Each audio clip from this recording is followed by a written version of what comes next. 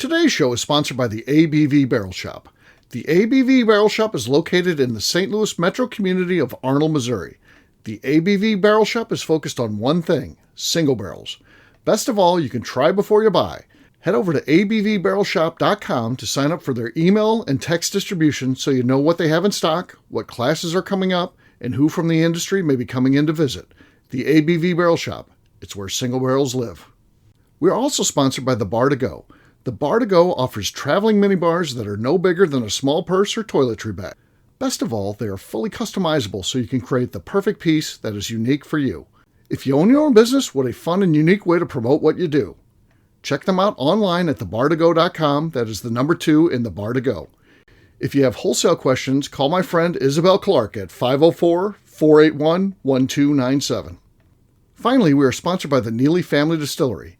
NFD is a family-owned business that keeps ringing up awards in the spirits world. Head to Sparta, Kentucky to experience the family history, award-winning spirits, and meet the Neely family. Check them out online at neelyfamilydistillery.com.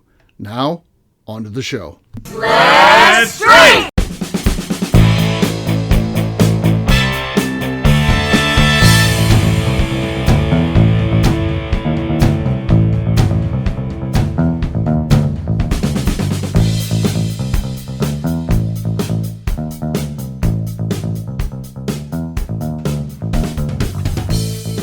Welcome to the Bourbon Daily, the podcast about everything bourbon delivered to you every day of the week.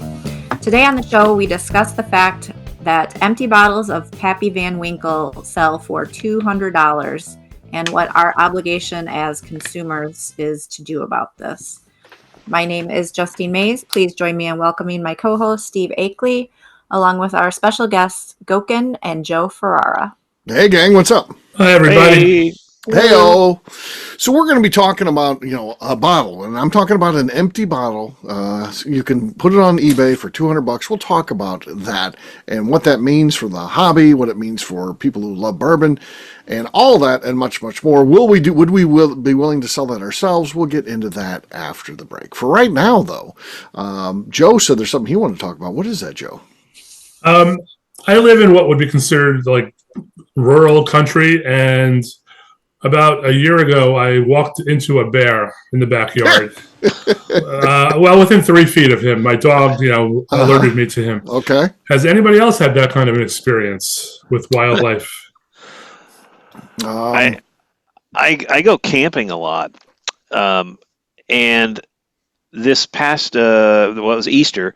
We were in Kentucky, and I always have I got a one of those super high powered flashlights, and so we're sitting around drinking at night, and there's always a ton of deer that come in, but there was an armadillo, and I'd never seen an armadillo in this area, but I walked right up on that thing, and apparently they're blind or almost blind, and I could have grabbed him by the tail. Right. I was that close to this thing without it like scurrying off, and then when it did take off, I could have chased it down. They're not that fast. fast, huh? They're not No. fast. Yeah. But, that's quite a bit smaller than a bear. Right. I've not come across a bear. Yeah. Well, wild animals. I don't think I've had any encounters with anything that could do me any grave harm. A 6-foot black snake. We used to have a cabin, and it was out in the driveway. Almost, I'm walking by, and shit, what's that? But that's not going to kill you or anything. I mean, it could bite you, but just because they're angry. But no, nothing. I've never seen a bear out in the wild or anything. Nothing like that. They're very quiet. I did not even hear it until I was on top of it. Wow. Justine, any wild animals? Just deer. I mean, is really all I've come in contact with. My friend, they have a cabin up north, and she was out walking their dog and came across a bear when they were out walking. But they live like on a dirt road, and their lot is in between like state land. Yeah. So, I mean, obviously it's more likely to be up there. My sister-in-law's sister, she lives kind of up north. She's about 3 hours north of where we live. And she was sitting on her couch watching TV, and there's like a picture window to one side of her, and she caught something out of her peripheral vision, and she looked, and there was a bear on her front porch. She was in the house. Right. Watching TV through the window. Oh, yeah. Animal Planet was on. So, yeah. Yeah, the most that I have come in contact with are deer, but I'm pretty sure I would crap myself if I have a frog that for 3 years now, when the spring comes, it waits outside my back door. I bring my dog out. They meet up with each other, and then they go on their way. Uh-huh. And this is the third year the frog's been out there waiting for my dog. Huh. And the dog will go out, see the frog. I bring the dog back in, then I go back out, and the frog is gone. Frog's gone. It leaves. It's like it waits to say hello, and then goes off on its merry way. Huh. So this is the third year this has happened. Okay. I had strange. Justine knows I had a frog take over a trash can of ours. So. Oh, really? I had to go buy another trash can. So his name was Oscar, and I guess there's a hinge at the back, and he could get through there and get in there. So I couldn't keep him out of the trash can. And he would get in there, and I had my trash can. I'm like, oh, what the hell's going to happen to Oscar? So I had to go buy another trash can, and then just left that one empty. He liked it because I guess the smells from the thing would attract bugs or something, and then he would eat the bugs. I guess I don't know, but I just and then he stayed in that empty trash can for about a year. Then he moved out. I as far as I know, he's living in someone else's trash can, and I think life is good. So it was like a smorgasbord in there for him. Right. All you can eat buffet. Yeah. Now I have an extra trash can I don't really need, but Oscar got his life saved. So yeah.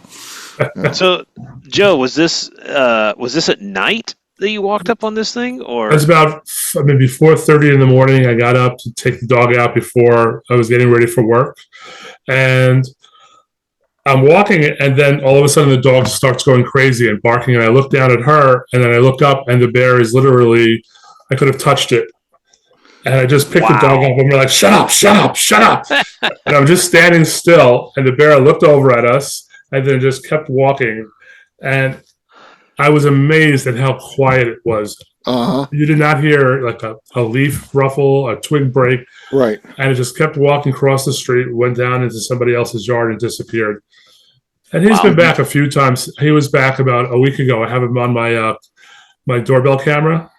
It went off that there was something in the backyard, and it was literally walking right past the door.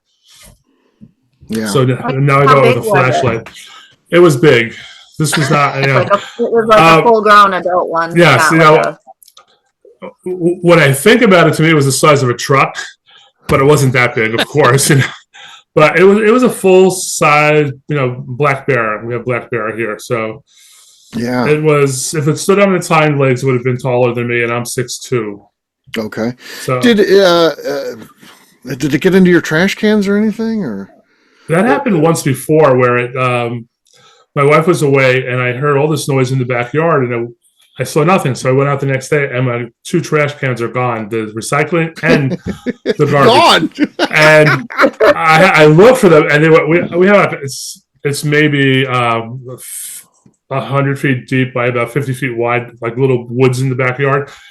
The cans were all the way inside that it dragged them back in there and just emptied the 2 trash cans up into the woods. I had to go out there and pick it all up, whatever he didn't eat. Right. Yeah. Huh. Wow.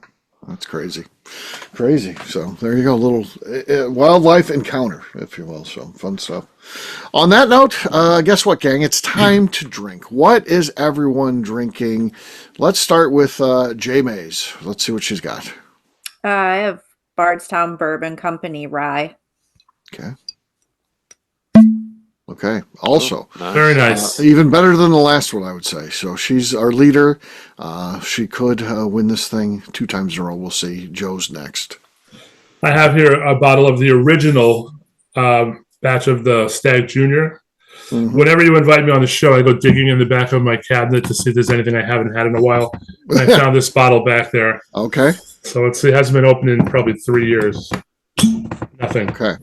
Not enough. Justine has the lead. I'll go next. I've got 13th Colony. I've got their rye. So they're rye. So let's see what we got here. That was Sloshy. bad. Sloshy. Not much pop either. So that was all around bad form. It's not an easy bottle to deal with. I'll say that. So yeah, I did the best I could. Goeken, you're next. I've got a bottle, single barrel of Yellowstone, the old 93. Okay. Nothing really there. No, nothing there. Justine wins it again. So cheers to Justine. 2 for 2. 2 for 2. Cheers. About 1,000. Cheers. All right, we'll take a quick break, and then when we come back, we're going to be talking about this idea of bottles selling for $200. We'll do that in just a few.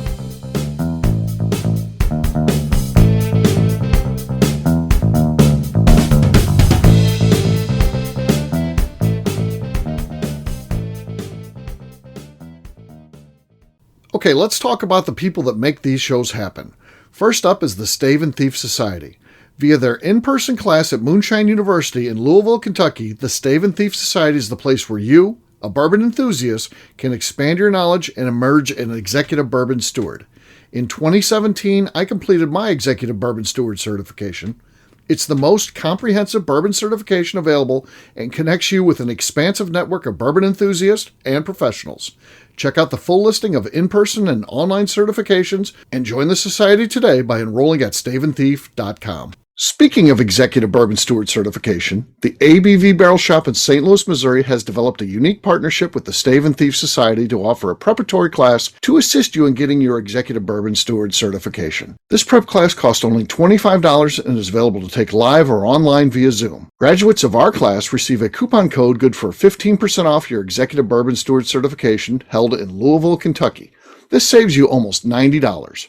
Additionally, you can collaborate with fellow attendees to split travel costs when you go to Louisville.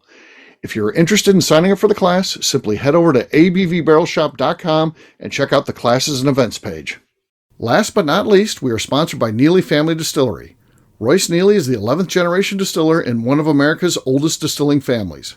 A visit to Neely Family Distillery takes you through family history, where you can see all the artifacts and newspaper clippings through the years from this family that started distilling in America after James Neely arrived from Northern Ireland in 1740. Today, Royce Neely and his team are crafting some of the best spirits in America. Their bourbon and absinthe offerings keep winning top honors in the spirits competitions. Recently, their absinthe made history as the first platinum winner in the absinthe category at the San Francisco Spirits Competition. Neely Family Distillery is definitely a bucket list destination if you are a bourbon fan. Learn more about their spirit offerings, visiting their facility, and the awards they have collected over at NeelyFamilyDistillery.com. And now, back to the show.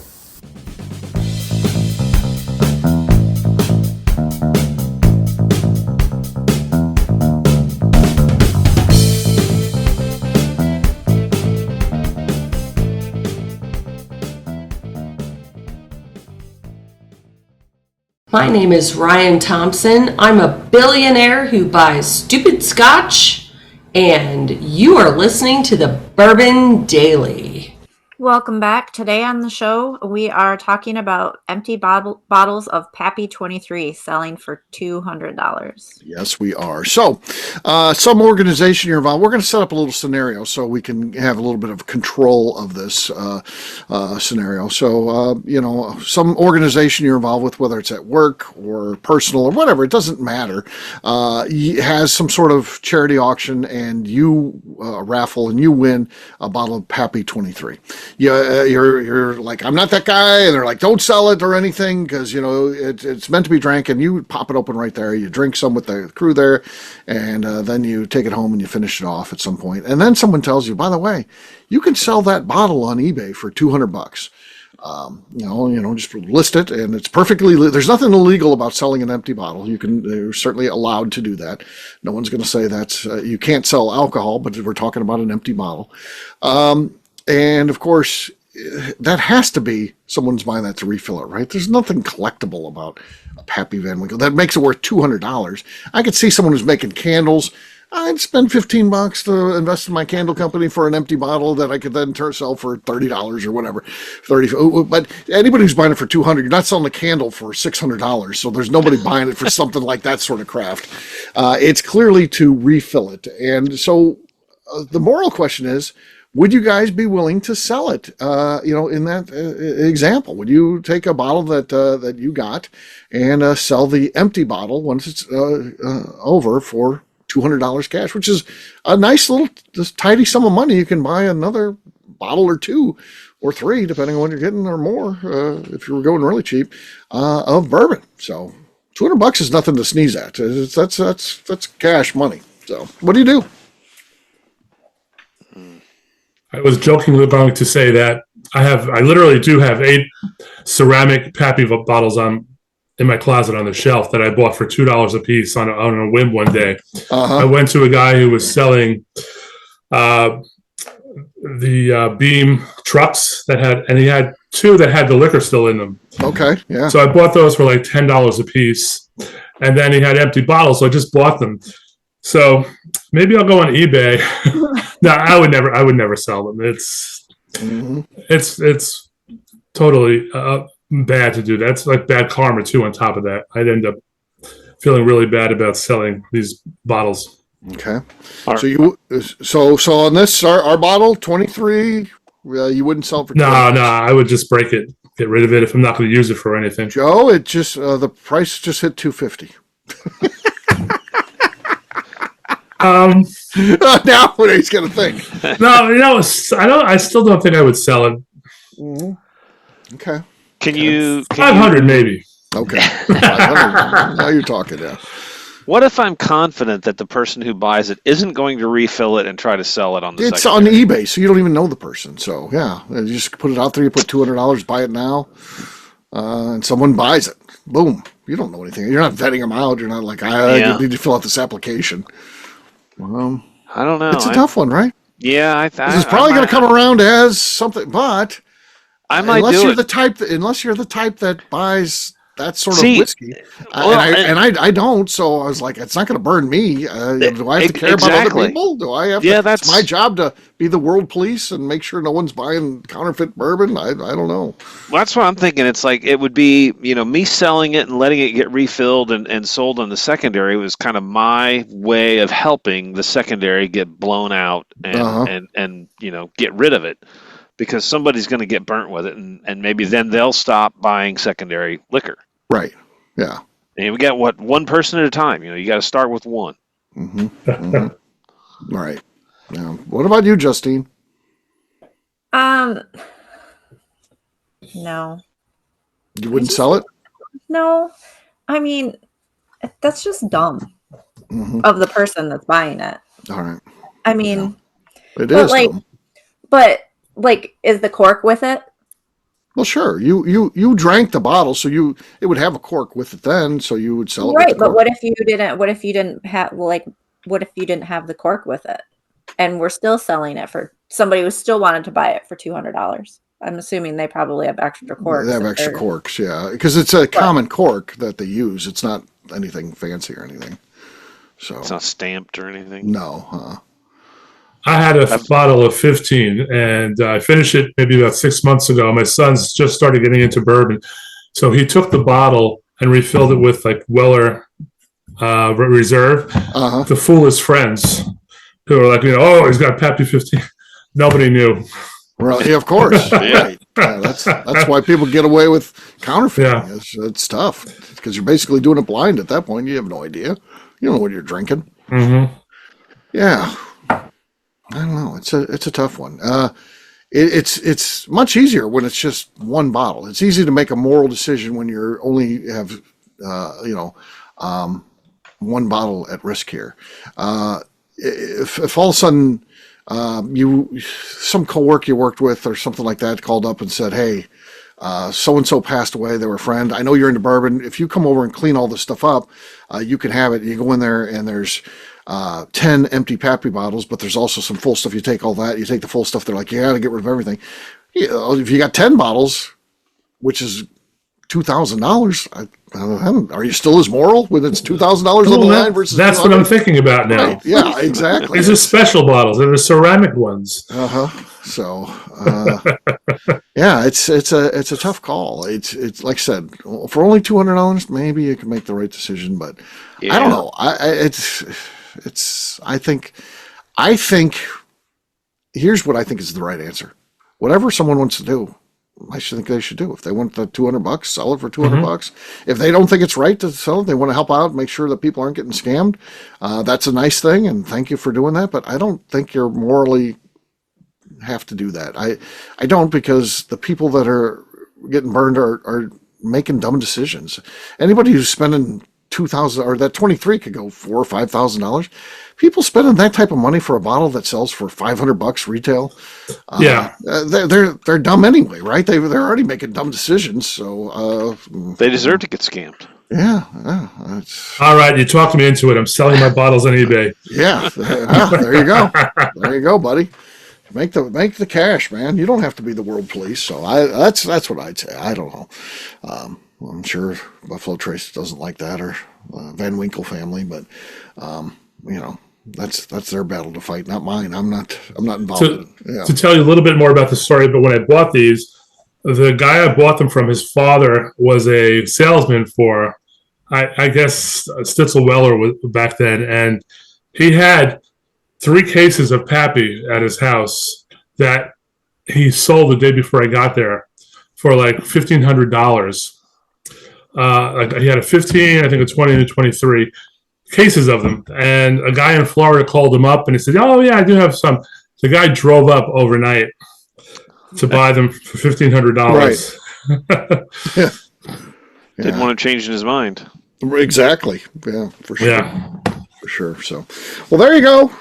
Again, decision. You make your decision. We're not going to make it for you. And to each their own on this, I'd say. So, yeah, it's tough. It's weird. It's bad. But this is where we're at with bourbon. So it's, these things are out there, and you hear about them all the time. So there you go. All right, we'll wrap it up as we always do by talking about where people can find us. Joe, we'll start with you. Where can people find you? You can find me on Instagram at bourbon_aficionado, and I'll also have some links on eBay in the near future, selling Pappy bottles. There you go. So follow them on eBay for more information. All right, Goeken, how about you? I'm on Facebook at Jim Goeken and Instagram at Jimmy Big Hands. All right, Justine. You can find me on Instagram at JA_Maze. All right, for me, I'm an easy guy to find at Steve Akeley, Twitter, Instagram, or Facebook. I've got a website, steveakeley.com. We've also got a company website. That thing's abvnetwork.com. Check it out. Everything that we do is out there. Previous shows, blogs, so much more. abvnetwork.com. Come by and see me, the ABV Barrel Shop, the place where you can try before you buy. We're always getting new barrels in. Heck, we got in 3 today on a Saturday, so you never know when they're going to hit. We are online, abvbarrelshop.com. Justine, anything else to say before we get out of here? Just like to remind the audience to please give us a 5-star review. That includes comments. That helps new people find the show, which is very important to us. Also, if you like what we're doing, please visit our Patreon page at patreon.com/the ABV Network. Great job today, gang. For audience, we'll have a brand new show for you very soon, that being tomorrow. Until then, take care, everybody. See ya. So long. Adios. Bye. Peace.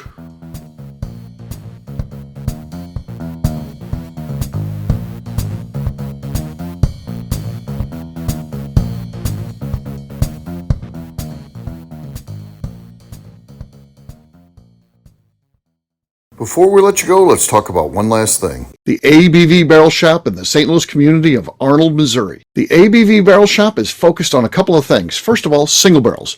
We are the place where single barrels live. We go to distilleries, taste through the whiskey, select the best barrel, and have it shipped to our store where we present it to you, our customers, by allowing you to try before you buy. We're also known for the classes that we have in our education center in the store, as well as the events we have with industry professionals from the bourbon business. If you're in the St. Louis area, please come by and visit us at 6 Fox Valley Center in Arnold, Missouri. Or at a minimum, at least sign up for our email and text distribution so you know exactly what's going on in our shop over at abvbarrelshop.com.